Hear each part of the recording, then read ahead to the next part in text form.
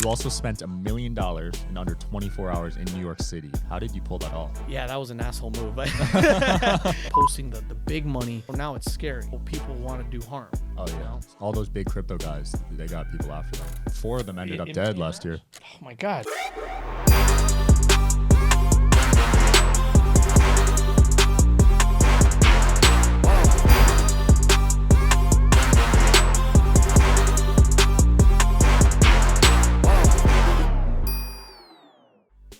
All right, welcome back to the Digital Social Hour, guys. I'm your host, Sean Kelly. I'm joined today with my guest, Alex Moeller. How we doing? What's going on, man? Good to see you, man. You too, bro. I've been seeing you all over social media. We've known each other for a year, and we're finally meeting. Yeah, first time we're meeting. I've seen you for like 5 years now. Yeah. It's incredible, dude. I know. I saw you back, I think, when you had a couple million followers, and all of a sudden you're like at 8 million. I'm like, what just happened? Well, that's partially thanks to you, so we'll dive into that. Yeah. How did you get started, man? Yeah, man. So it's kind of cool. I always like to tell my story about, I don't have the traditional entrepreneur story where I was dead broke or living on a friend's couch. And I'm always very honest of like how I was brought up and grew up and had an incredible family and even some luxuries. But the reality is that, you know, back in 2017, was just in my comfort zone, right? Mm-hmm. Living the Miami lifestyle, was going out a lot, was partying a lot. And it was just a very destructive lifestyle. And I kind of told myself, I've got to do something about it. And that was when Instagram really started picking up. And that's kind of gave me the motivation, just seeing the big entrepreneurs like Grant and Ty Lopez and Gary Vee. I'm like, what's the one thing they all have in common? And it was, they all had Instagram followers. So kind of just clicked and started the Instagram journey, and here we are, man. Absolutely. Yes, you were able to help people grow millions of followers. How did you pull that off? Yeah, so, you know, it started, like I mentioned, with my own account. I was like, how do I grow on Instagram, YouTube, Googling, how do I grow on Instagram? And I found a strategy where I'd stay up till 3 a.m. I'd follow 500 people. I'd literally sit there, wait for them to follow me back, and then I'd unfollow them, which was kind of an asshole move, but it started to work. That's how I started too. Yeah, like it started to work. I'd just go on #entrepreneur, follow everyone, unfollow them the day, and I just went crazy, man. I wouldn't sleep. I'd wake up at 3 a.m, follow, and it just started working for me, man. I started to realize I didn't know why I was doing it. I had no idea why I was growing the followers. I didn't have a major plan. But I was like, if all these big entrepreneurs have followers, like, why don't I? Maybe that's the secret to the success. And it worked for me, man. People started reaching out to me. They're like, Alex, how'd you get 2,000 followers? How'd you get 3,000 followers? And that's where my little Instagram consulting company was born. There was a girl from Colombia that reached out to me. She's like, Alex, how much do you charge? I'm like, for what? She's like, for the growth, for the followers. I've seen you grow. And it just kind of clicked for me. Like that very day I ran home, I made a presentation. It took me like 2 hours just to make a damn PowerPoint presentation. And I told her it's, you know, $99 a month. I think it was like $199 or $99, but she paid me for 2 months. And then it clicked for me. I was like, holy shit, imagine if I could sell 100 people, 1,000 people. I quit my 9 to 5 that very day and started this Instagram consulting company, which then just kind of blew up, man. Dude, that shit blew up. You were the biggest. You were making millions off that stuff, man. It's not only the biggest, like we were the very first. Like I got a big shout out for my business partner, Chris Frederick, who I know you have a relationship with, but you know, because I was doing the follow stuff. Like we even created a software. My buddy calls me and he's like, Alex, I think I could code a software that could automatically do that. Because even for like this Colombian girl, I'm having to do the follow and the consulting for $99 a month. Like it was great back then, but it was a lot of work. Right. It wasn't scalable. Yeah. A buddy calls me. He's like, Alex, I've seen a couple softwares start to come out. I could pretty much copy those softwares and we'll have our own software. And that's really when I started to grow, because now I have this automated software. Basically didn't cost me anything because my buddy made it for me, charging $99 to $199 a month. Now I've got hundreds of clients and my overhead is nearly zero. It's my time. Right. So that's when it really started growing. But then Instagram shut down the software. I think we literally broke Instagram, because imagine 1,000 accounts liking thousands of pictures a minute. And then that's when I met Chris Frederick.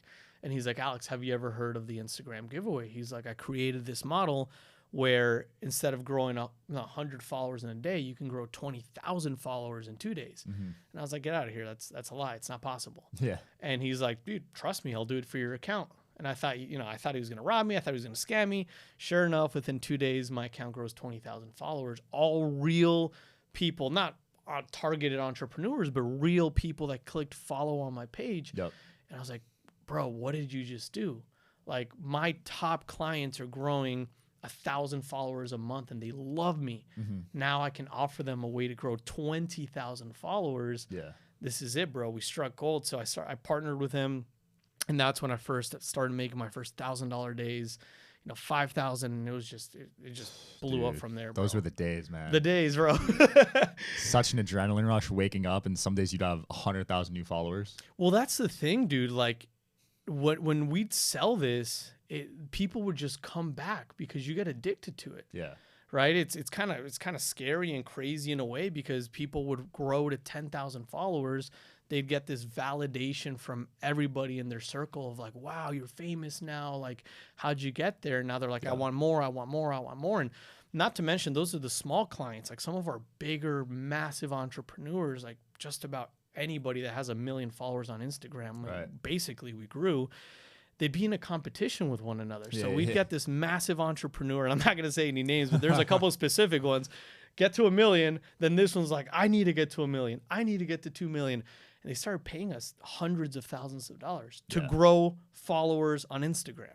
Dude, it's crazy. I know someone you guys grew to like over 10 million. Yeah. It's insane. Yeah. So, I mean, like, we pretty much grew almost everyone, right? I'd like to say that if there's a big entrepreneur with a couple million followers, somehow, some way, we had some sort of say in how they grew. I mean, obviously, we're not the reason for their success. Some of these guys were massively successful. But the thing with Instagram is that every single year, as you know, they change their algorithm. It keeps changing and changing, and it becomes almost impossible to grow on the platform unless you use these strategies. And then, of course, we got the haters of like, oh, you guys are buying fake followers, or you guys are, this is ridiculous. Why would I invest in my account? And it's like, why would I invest in a billboard here in Miami?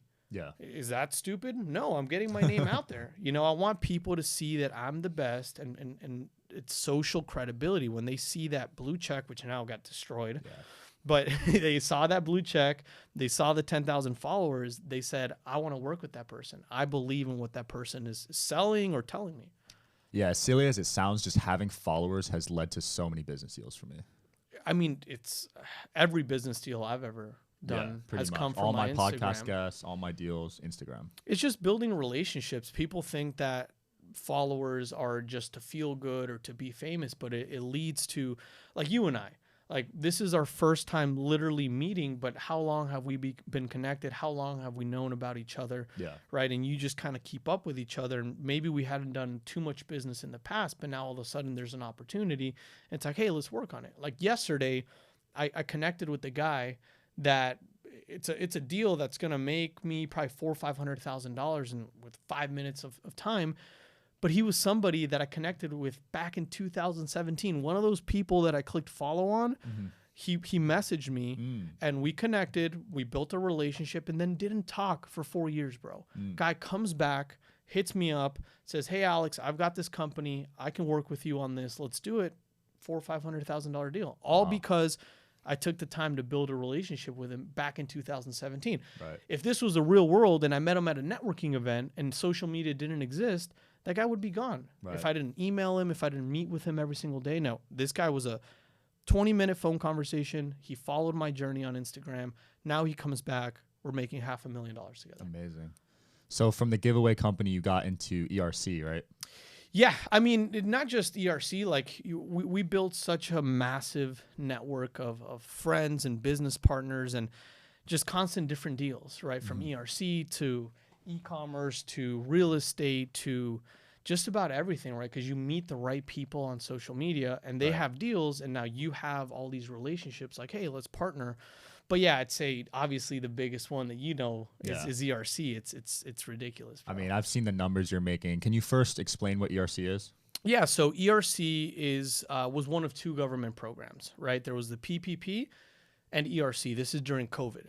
And essentially back during COVID, all the businesses ended up, 95% of businesses got PPP, which is incredible. Of course, some business did it the wrong way. Some businesses, didn't apply correctly and now we're in trouble. But it was a real program. It was the government's way of helping people that were stuck or in trouble because of the pandemic, literally, right? So back during Trump administration, it was either or. You could either get the PPP loan or ERC. But since the PPP was so readily available, everyone got PPP. Everybody put ERC aside. And now they weren't eligible because they got PPP. A major amendment that happened was that President Biden said, hey, if you got PPP, you are still now eligible to get ERC. Right. And not many people know. It's just like most of the laws they pass. They're not educating the American business owner on how to do it. It's not easy. It's kind of like filing your taxes. Like, do you really want to file your own taxes, or do you want to trust an expert that knows what they're doing and knows every law and regulation? So, you know, that's exactly what we did. We partnered with a firm that's been doing government grants for the last 15 years. So they're not one of these pop-up firms that are saying, oh, we know how to do ERC, and they were a solar company, you know, a month before that, right? Like, you know, Josh Fox, who I'm sure you're going to interview here soon, he's been doing this for 15 years and working with the top 500 companies like in the nation, Uber and Rolex, AP, Miami Heat, the Lakers, you name it. But then all of a sudden this major change happened, and he pivoted and started doing ERC. Yeah. So I met with him, and he said, hey, Alex, if you have a lot of relationships, if you know a lot of business owners, why don't we collaborate? Why don't we work together? And basically you bring people to the table, and we all make money. We help business owners claim what's rightfully theirs. Yeah. How much money did you help business owners claim? So me personally, we're about 700 million. Jeez. In 7-8 months that we've been taking this seriously, but now we're averaging probably close to 200 million a month. Crazy. It's the most rewarding thing ever, bro. Yeah. Like waking up and getting a text from a business owner that's saying, Alex, we just qualified for, because you have to qualify. This isn't just every single business owner. Like, you got to qualify. There, you know, certain, you know, changes in operations and revenue, et cetera, et cetera, et cetera. You know, Bottom Line handles this since they're the experts. But being able to help business owners claim what's rightfully theirs has been the most rewarding thing. We don't charge them anything, bro. Yeah. Like, I'll refer a friend of mine. Very first deal I ever referred, it was a friend of mine who had 470 employees. We ended up getting him multiple millions of dollars. Wow. And he calls me like almost in tears. He's like, Alex, you saved my business. We were in deep trouble. And because of this, now I can continue to operate. I can pay my employees better. I can give them bonuses. And he didn't pay a dime until he had the money in his hands. Wow. So there's also zero risk on my end of referring the business owner, right? Because other firms are charging upfront fees or hourly fees, which is fine. It's their business model. But if I were to refer a business and they have a bad experience and they paid money, guess who's in trouble? I am. Right? I look bad. Yeah. But since I'm referring them and they're not paying a dime until they have the money in their bank account, it's a win-win for everybody. Yeah, that's so powerful. And you were just basically able to scale that to 700 million from your network? 100% my network, dude. It's funny because people always say, like, how do you know so many businesses? And I don't.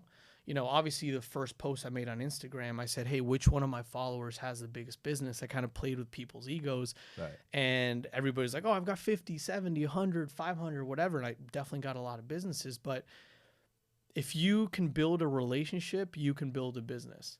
And that's the mentality I went into this, where I just started reaching out to everyone in my network, like including you who are involved. It wasn't me directly telling you, but it was through a business partner that told you. Right. So it just kind of spreads like wildfire. When you build all these high level relationships and you start to make those phone calls, and then they start to network with people, or for example, the business that we got millions of dollars, like, hey, why don't you refer me some of your friends that have businesses?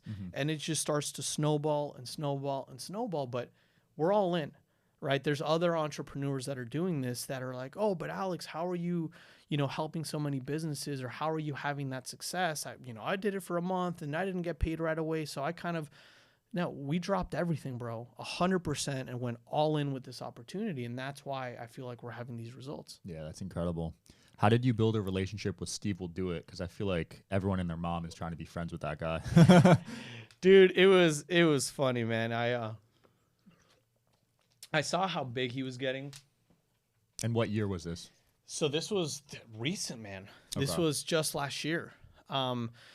Beginning of the year, I started seeing, like, I'm a big person. Like, what I want to do with all my money, dude, is I want to give it away. I love gifting people things. I love giving away money, seeing the person's reaction. And Steve Will Do It was literally that one person, which if you watch his videos, all he does is give, gives cars. I think he's given away like 60, 70 cars. So it's really motivating to me. So I was like, I've never seen anybody give back to Steve. So I sent him a DM, again, Instagram. Yeah. And I was like, hey, brother, I just purchased a jet. I would like you, you can use it whenever you want, pretty much. I was like, tell me when you want to use it. Jet's on me. Didn't respond. And I was like, you know what, whatever. I'd go back and I'd like the what I sent them. You know the strategy, right? When it bumps it back up in their DM, right? Like it again or like resend it, whatever. But I did that for a couple months. And then I wake up one morning. It's a Friday. Remember like it's yesterday. He's like, Wi-Fi, you serious? Like not even like hi. Like he's really funny. He's like, you serious? I'm like, yeah, I'm dead serious. I'm like, when do you need it? He's like, tomorrow morning. He's so last minute. So, I have my pilots, but we're also chartering our jet. So the jet was like in Detroit or something. So having to cancel all the charters, pay my pilots extra. I'm like, you need to fly back tonight. Pick Steve Will Do It up and his friends, fly him to New York, wait for him as long as he wants. I'll pay your hotels, everything, and then fly him back. So I did that, took him to the UFC fight. Flew him back. I didn't expect anything in return. Like I told him like, he's like, what do you want? Want me to pay you, shout you out? I was like, nothing, dude. You do so much for so many people. I want to take care of you. Of course, he shouted me out and he was like, oh, Alex, whatever, Wi-Fi money. And that's literally how I landed this ERC deal. Someone saw me on his channel, reached out to me, told me, Alex, I want to introduce you to Josh Fox. Met Josh Fox, eight figures later. Because I'm a big believer in money's energy. Yeah. And so many people spend money or give money away with expecting a return, expecting what am I going to get back, to where this was a time where I literally just said, take it. It's not cheap, dude. It cost me, because then 6ix9ine used it. Steve Will Do It used it twice. The Nelk Boys used it twice. It's like 100 and 150 grand in expenses. And you comped all of that? All of it, dude. Wow. I'm talking paying the pilots, paying the fuel, I even bought them $10,000 worth of LV.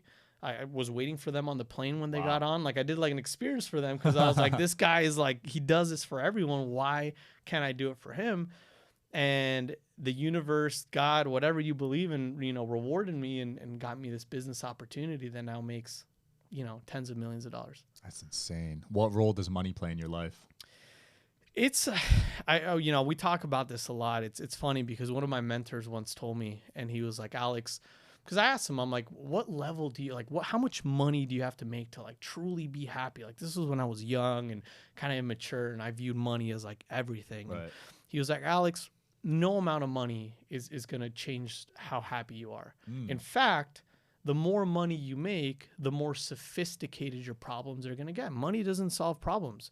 So whoever watching this, if you really think that money is going to solve your problems, it's not. It's just going to make your problems more sophisticated. You have to find happiness elsewhere, right? And the more money I've made, the more like, oh, now I need a trust structure. Now I need estate planning for my family. Now I need this, I need that. Every single day, calls with lawyers, and it's intense, dude. Right. It doesn't, quote unquote, make me happier. What makes me happier and what role does it play is being able to give back, like being able to retire my mom and my dad and give back to my family and, take them on vacations and see their happiness. That makes me happy, because now I know that all the work I'm doing, all the, tough times that I'm going through is paying off, and I feel rewarded. Right. So money's more a tool to have freedom, to be able to, my brand Wi-Fi Money really is about being able to travel the world and do whatever you want and still make money. Yeah. Because you could make $1 billion, but if you're in the office every single day miserable, it's not worth it. What's the point? Yeah, there's only so much money you could actually spend too. Yeah, I mean, the more money you make, the more you spend too. You had humble beginnings in Ecuador, right? What was it like growing up there? So yeah, it's kind of cool you asked that. Not many people know that I'm from Quito, Ecuador. I was born and raised there. Again, by no means, I always share this with people. Did I grow up in a bad neighborhood or was from nothing? My dad worked really hard and gave me a good life, right? I kind of took it all for granted back in 2017, and that's why I started my business. But growing in Ecuador it's very different, right? The culture's different, the food's different, the people are different, and then this is nothing bad about Ecuador, but the mindset's also different, right? It's tough. There's not much entrepreneurship over there. Right. You don't have this for podcasts, and you did an awesome networking event the other day. I mean, maybe now a little bit more. Obviously, I haven't been there in a while, but there's a different mentality over there, right? The mentality over there is the 9 to 5. I have to work. I have to get a job, right? And I have to sacrifice till 8 p.m. and then come back to my family and see my daughter for 30 minutes and go to sleep and back to work. And it's fine if you're happy doing that. But obviously you move here. I remember when I was little and I'd come to America for like a week or two and you'd go to Walmart and Target. Like maybe people that live here, they take that for granted. But I remember as a kid, I'd walk in there and I'd be like, what is this paradise? You don't have that. There's not this like people are consuming like they do in the US, which brings opportunity. Right. So very different. I'm happy I grew there because I see a different style of culture and life. And it's also very family oriented over there. So I'm very close to my family. That's cool. But obviously moving here, I moved here when I was 12, 13. So I'm Americanized, right? But I still went back a lot for business to Ecuador. But the American dream is real. Like it's kind of cheesy to say it. It is because, you know, that's literally like, for example, what we're doing with the ERC, like that's America, dude. Where else? What other country do you see business owners being able to get $10,000, $20,000 per employee? No, in Ecuador, dude, when you fire someone from your company, you have to pay them, I believe it's 3 or 4 years salary. What? Just to be able to fire them. Whoa. So nobody fires anybody, and that's why companies don't really grow. Because here in America, you fuck up once, it's like, you're done. Pack your shit, get out. Yeah. You know, like in Ecuador is like, oh, should I fire them? I'd have to pay them 3-4 years of salary if I do. So you see these companies where the same lady's been working there for 30-40 years, and sometimes it's good but also bad because that doesn't allow your businesses to grow. So that's why things in America, business and the way people consume and buy, it's just so different, man. That's insane. What was it like staying in a 7-star hotel? Because I didn't even know those existed. It's crazy, man. It definitely is. It's the one in Dubai. It's one of my favorite hotels. But I kind of took it to the next level because I called in, and I know they have the tallest helipad, I believe, in the world. It's one of the tallest in the world. It's in the sail. It's like right off the sail if you've ever seen it. And every time I travel, I try to go above and beyond with experiences. Like that's the one thing that money can buy that makes me really happy is experiences. Right. Like anybody can go and pay $1,000, $2,000, $3,000 to go stay in this hotel, right? But how many people can say that they've landed in a helicopter? So I called in and I was like, my travel agent, I'm like, you need to make this happen. Like you have to get me to land on the helicopter. Like I'm not going to the hotel if I don't land in the helicopter. And it was tough because apparently they don't, like, at least now they only allow like the sheiks and really high level people to land. But wow, I paid an obscene amount of money. The helicopter picked me up from the airport, flew around Dubai. No way. And then landing, and I have a video on my Instagram, landing, it really is one of the top experiences of my life because my girl was with me. She's like, oh my God, look at that hotel that looks like a sail. Yeah. I'm like, yeah, we should go there one day. And then the helicopter turns around and just goes like James Bond style, lands on the helipad. Insane. Had a team of like 50 people waiting for me with like massive roses and flowers and food, champagne. Wow. Red carpet, like those experiences are next level. So that's the difference between like a 7-star quote unquote to a 5, 4, 3-star hotel where you can do these types of experiences that, I mean, you really can't do anywhere else in the world. That sounds insane. How was it in Dubai? It's awesome, man. I love Dubai. Yeah. I really consider sometimes like, should I spend more time there, live there? You know, a lot of people talk about the tax stuff. I don't really care about that, but it's just, it's crazy. The first time I went there, it was almost like I got like a culture shock, right? Because you see a completely different religion. And then you go to the mall and everybody's wearing similar to this, like the kind of the long, they're called, I think, kanduras. Okay. Everybody's wearing them. And back then, it was a while ago, the women were sitting with the women, the men were sitting with the men, right? They did not mix at the restaurants. Wow. But then you walk out and you see 50, like no joke, 50 white, they're all white, Ferraris just parked there. And then these guys go, they grab their girl, they pull in their Ferraris, and then in the back, their license plate will have a number saying how important you are. So the lower the number on your license plate, the more, like, I guess, royal or important. Really? So one time I saw like a 7. They're like, oh, Whoa. that guy's a billionaire chic. You know, then there's like 10,500. It's like, oh, that's a taxi driver. Like, but really, like, they rank how important you are based on your license plate. That's interesting. You also spent $1 million in under 24 hours in New York City. How did you pull that off? Yeah, that was an asshole move. It was my 30th birthday. Business was really growing. I had just gotten the jet a few months back. And I told my business partner, I'm like, you know, I was launching my YouTube Wi-Fi money. I'm like, we got to do something crazy. Right. And I'm like, let's go to New York. And it wasn't planned, like, let's go and spend $1 million and throw it away. But, you know, I had gotten this watch, which is one of 100. It's like, you know, 250. Okay. We were going to order and buy a custom. It's like it's called Atelier Ferrari, where you go custom make a Ferrari at the New York Ferrari. Like, you can put your Instagram, like, every single color, like, you can do whatever you want to the Ferrari. So we were ordering, it was like a $650,000 Ferrari. So just with those two things, you're already at like 800. Right. Okay. Then I ended up buying a Rolex for every single person that came with me. Like, my dad got one, my brother, a couple of business partners. We went to LV, spent, you know, a good amount, the restaurants, hotels. And then I was sitting there, I'm like, dude, I'm pretty sure we spent $1 million today. Like, what the hell's wrong with us? Oh, so you didn't even plan it? Like, it wasn't like, let's go to New York and spend $1 million. But like, at the end of the night, we all kind of did the numbers. Like, dude, we spent $1 million today. And then my videographer goes, that's it. That's the first or second YouTube video, how we spent $1 million in New York. And till this day, it's like one of my favorite videos.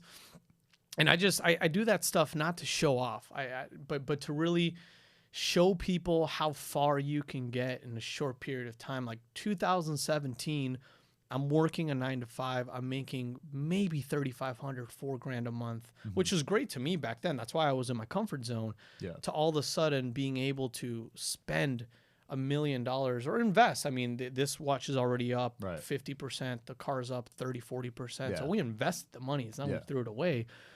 But I post that kind of stuff to show people what they can accomplish if they work hard. That's awesome. You mentioned you buy designer clothing. Why do you feel the need to do that? Because I see some people hate on it. I don't anymore, dude. I did a lot in the beginning. Like, shirt's like $3,000 and it's ridiculous, dude. Like, now I like to be comfortable. Like, I really like. I wear sweatpants. I don't think I've worn a pair of jeans in 2 years. It's just I don't like them. They're uncomfortable. So now for me, it's more about comfort. Right. In the beginning, it was more about building a brand. Right. People, I got a lot of haters, a lot of people like, you know, even like childhood friends and family friends or family members that are like, Alex, you've changed. And I'm like, why have I changed? I haven't seen you in a year. We haven't had a conversation. No, like, oh no, I see what you post on Instagram and all the designer clothes and the cars and the jets. You're just a different person. They view that as like you changed for the worst. I don't know why, but they do. But for me, it was all about building a brand. Yeah. Because what's more exciting? Does someone want to see me talk, you know, like, hey, give a tip of entrepreneurship. Like, guys, this is how you're going to grow your Instagram. Or I just spent $1 million in New York. It just attracts more people, more eyeballs. And then I share the value, and that's how I land clients. But you meet me in person, and I'd like to think I'm a humble guy. I come from an incredible family. My family's absolutely everything to me. That's the whole reason I work. That's my why in everything, right? I just became an uncle. Now I have my niece who's she's beautiful, and seeing her, like, it makes me want to go harder, right? But the designer, the watches, the jet, the cars, it's just all branding, bro. Right. Like, you know, you see Dan Bilzerian. I've never personally met him. Maybe you have, but I've heard he's such a nice guy. Yeah. But then you go on his Instagram, and you're like, oh, that guy's the worst. All the girls, the sex, blah, blah, blah. He's just creating a brand. Right. Everybody has to create a brand if you want to get attention. Agreed. Some of the biggest people built their brand off just controversy and attention. Yeah. How do you deal with all the haters on social media? Do you let it get to you mentally? I mean, I have in the past, especially in the beginning, it would really get to me because I've always just wanted the best for people and my clients and the people I've worked with. Like, And especially when you charge people, like this would happen a lot with the Instagram stuff. Like if someone would pay me like $1,500 to grow their account, and then they'd come back, I'd wake up to a text or like the word scam, right? And I'd be like, oh my God, like my heart would sink. And because I genuinely care about people. And then it's like, you scam me. The followers are fake. They just didn't understand the strategy. They thought that it was going to be 10,000 targeted entrepreneur, rich people following them. And they're getting followers from Latin America, from a viral giveaway, or from, you know, even Kim Kardashian, right? And those messages were hurt me, because now I'm like, did I do something wrong? Like, but as you grow in business, you become a little stronger to realize, like, as long as you're really giving it your all, you're giving the best possible service, you're communicating with people. Like, yeah, I don't know if you saw my Instagram yesterday. I posted I was wearing the Dior glasses, and the guy's like, I had to unfollow you. Those are the gayest glasses I've ever. He's like, those are the gayest glasses I've ever seen. He's like, I trade SPY in the stock market, and I could buy your life. And I literally like it made my day, because I was like, wow, that was creative. Like, that was funny. So I screenshot it, I posted it, and everybody's like, ha, ha, ha, that's awesome. So now it's more funny. Like, you reach a level before where I was just kind of like scared. But once you reach a certain level of success, like, Google any of those guys, Ty Lopez, Grant Cardone, Gary Vee, they're going to have bad articles about them. They're going to have people bashing them. Why? Because they're just a public figure. Now, do I want to continue down that road and become this massive public figure? No. When ERC is done and I've made a couple $100 million, I'm probably going to delete my Instagram. Really? Like, yeah, I just don't. Off the map, bro. Whoa. It was my purpose. I reached my purpose. I impacted people. I helped people. And I just don't care for people to know my business anymore. Like, every single day I'm becoming more private. So people have about 2 more years to enjoy Wi-Fi money and all the craziness I do. And I'm probably going to go off maybe I'm exaggerating on deleting it, but maybe make it private or just make it more for my personal friends, because obviously you start posting the big money. Now it's scary, right? Now people want to do harm. Oh, you yeah. know? All those big crypto guys, they got people after them. 4 of them ended up dead last year. Oh my God, dude. Yeah. Like, and you know, maybe some of them do scam, maybe some of them do bad things. Like, I don't. I come from a good family. Like, the last thing I want is for my girl to be in trouble, or my mom, my family. It's shitty, but that's just how people are. You know, they see your success and they're like, how can I take that success away? Oh yeah, it definitely makes you a target. It's a double-edged sword. Do you think you'll retire completely from business after ERC, or you're gonna keep going? I think it's impossible to fully retire. Right. You know, I'm gonna retire in the sense where I'm gonna reach a number invested to where my kids, my kids' kids, and my kids' kids never have to work again, right? Or at least they're gonna be set up. But I'm just going to focus on things that I personally enjoy, right? This ERC thing has been a blessing because, again, we've got, 35,000 affiliates that reach out to me every single day telling me, Alex, thank you, man. I just, like a teacher in tears who made $50,000 her first week with us. And she was crying saying, I made $30,000 a year on my 9-to-5. Wow. So in some way, shape, or form, I want to continue helping people because it's so rewarding. We're working on something big in real estate, which we're going to launch pretty soon. So that's another kind of, I call it passion project that we have that I want to grow. But as far as like dealing Instagram followers and social media and intensely networking, like, dude, the one thing I love in life is travel. Right. So I just want to travel 7-8 months of the year. I've been to 94, 95 countries. Whoa. So I want to see hopefully the rest of the world. There's this Antarctica trip that I want to do where you land on a Gulf Stream in Antarctica. Wow. So that's a trip I've been fun. So right now I can't do that just because I'm so incredibly busy. Yeah. But sooner or later, that's sick, man. Let's end it on that note. So you've been in 95 countries. What's your top 5? Top 5. Wow, that's a tough question. Doesn't have to be in order. Yeah, but the very first ones that come to mind is Paris, like France in itself, right? Okay. But Paris is an incredible city, man. Like, I've been there 5 times in the last 2 years. Wow. The hotels are insane. The atmosphere, just how you feel, people everywhere, just sitting in little cafes, having drinks. Like, the culture there is incredible. Italy, right? Yeah. You got to go with Italy. You know, same, the food, There's like you go to North Italy, it's different than South Italy. You go to Capri, you go to islands, like it's incredible. Greece. I love Greece. Bro. Greece, bro. I mean, the food again, but you can't go wrong with the views, the hotels. It's just, again, it's different. Yeah. It's very, there's like, at least in Santorini, you're not like in highways, cars, you're walking everywhere. It's a different type. That was actually a trip I did. I did Paris. I did Greece, and then Egypt. Ooh. Egypt is probably number one for me. That from like experience wise, like when you go to the pyramids, it's the craziest thing you've ever seen. Like I would stand in front of the pyramid, I'd look up, I'd look to the right, left, and you can't see the end of the pyramid. Damn. Like it's that big. And then you think like, how the hell was this built?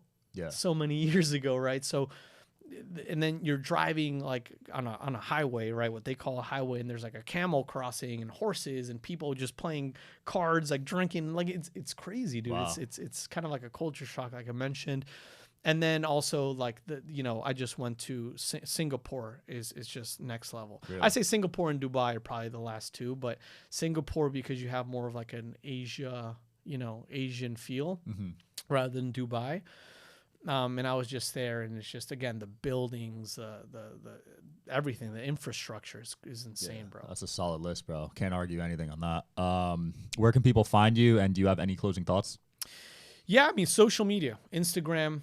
If you look up Wi-Fi Money on Instagram, I'll come up. Probably one of the only Wi-Fi Money verified. It's Moeller is actually my handle, but look it up as Wi-Fi Money or Wi-Fi Money on YouTube.